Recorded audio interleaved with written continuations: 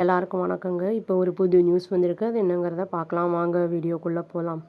மகாராஷ்டிராவில் police beat அப்படிங்கிற டிஸ்ட்ரிக்டில் போலீஸ் தேர்ஸ்டே அன்னைக்கு ஒரு 16 வயசு பையனை டீடைன் பண்ணியிருக்காங்க. எதனாலனா ஒரு 2.5 வயசு குழந்தைய ரேப் பண்ணியிருக்கான் அப்படிங்கிற மாதிரி நியூஸ் வந்திருக்கு.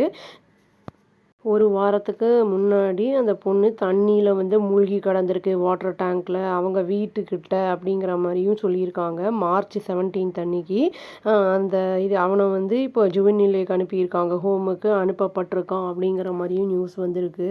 ஃபஸ்ட்டு ஜுவனிலே ஹோமுக்கு அனுப்புறதுக்கு முன்னாடி அவன் அந்த சைல்டு வெல்ஃபேர் கமிட்டிக்கு முன்னாடியே ப்ரொடியூஸ் பண்ணப்பட்டிருந்திருக்கான். அதுக்கப்புறமா ஜுவனிலேக்கு அனுப்பப்பட்டிருக்கான் அப்படின்னும் சொல்லப்படுது. போலீஸ் என்ன சொல்கிறாங்க அப்படின்னா அட்டாப்சி என்ன ரிவீல் பண்ணுது அப்படின்னா செக்ஷுவல் அசால்ட் நடந்திருக்கு, அதற்கான சைன்ஸ் இருக்குது அங்கே அப்படிங்கிற மாதிரி சொல்லியிருக்காங்க.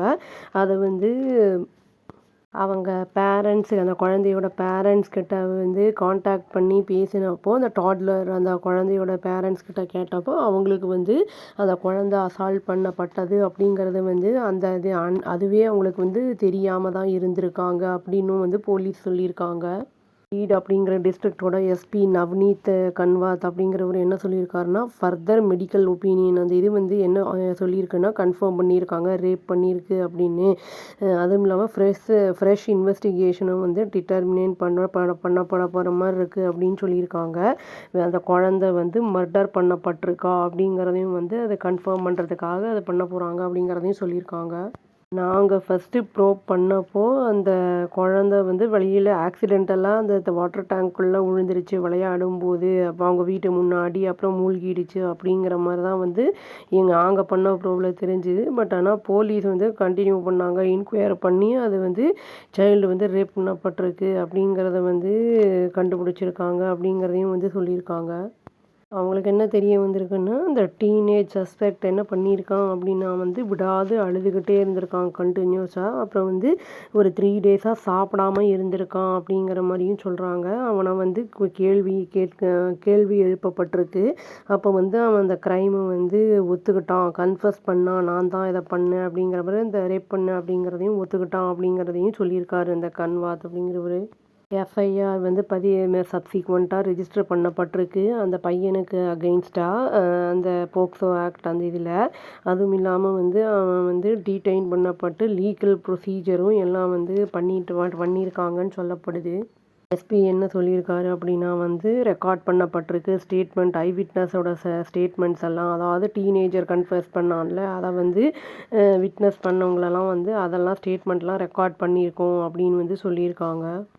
இன்வெஸ்டிகேட்டர்ஸ் என்ன சொல்கிறாங்கன்னா அக்யூஸ்ட் அந்த பையன் அந்த குழந்தைய என்ன பண்ணியிருக்கான்னா மோட்டர் சைக்கிளில் தூக்கிட்டு போயிருக்கான். அப்புறம் ஆஃபர் பண்ணியிருக்கான் சாக்லேட்ஸு அப்புறம் பிஸ்கெட்ஸ் இந்த மாதிரிலாம் தரேன் அப்படிங்கிற மாதிரி சொல்லி ஒரு செக்லூடட் லொக்கேஷனில் போய் அசால்ட் பண்ணியிருக்கான் அந்த குழந்தைய அப்படின்னு சொல்லியிருக்காங்க.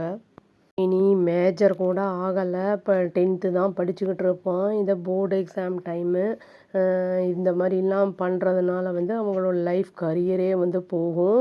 அதனால் நம்ம குழந்தைங்களுக்கு சின்னதுலேயே சொல்லணும் இந்த மாதிரிலாம் இருக்கும், இந்த ஹார்மோனல் சேஞ்சஸ்லாம் இருக்கும் அப்படிங்கிறதெல்லாம் நம்ம கொஞ்சம் சொல்லி ஃப்ரெண்ட்லியாக பேசி அந்த குழந்தைங்களுக்கெல்லாம் புரிய வைக்கணும்.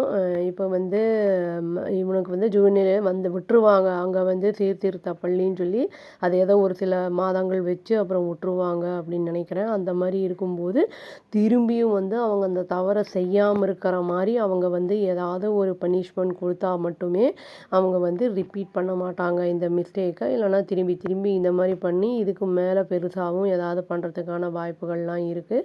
பாவம் இது இந்த குழந்தை ஒன்றுமே தெரியாத ஒரு குழந்தை இந்த மாதிரி இறந்தது அப்படிங்கிறது ரொம்ப ஒரு துக்கத்திற்குரிய விஷயம். அவங்க அம்மா அப்பாவுக்கு அந்த மாதிரி நடந்திருக்குங்கிறது கூட தெரியாமல் இருந்திருக்கு அப்படிங்கிறது இனியும் மனதும் வேதனைக்குரிய ஒரு விஷயமா இருக்குது. நம்ம குழந்தைங்களெல்லாம் கொஞ்சம் ஜாக்கிரதையாக பார்த்துக்கணும். யாராவது கூட்டிகிட்டு போகிறாங்க அப்படின்னா கூட நம்ம உஷாராக இருந்துக்கிறது நல்லது. அப்படி இந்த இறந்த அந்த குழந்தையோட ஆன்மா சாந்தி அடையணும் அப்படின்னு சொல்லி இந்த வீடியோவை நான் முடிச்சுக்கிறேங்க. அவ்வளோதான். Thank you. Please do like, share and subscribe our channel and click the all option and press the bell icon. Thank you.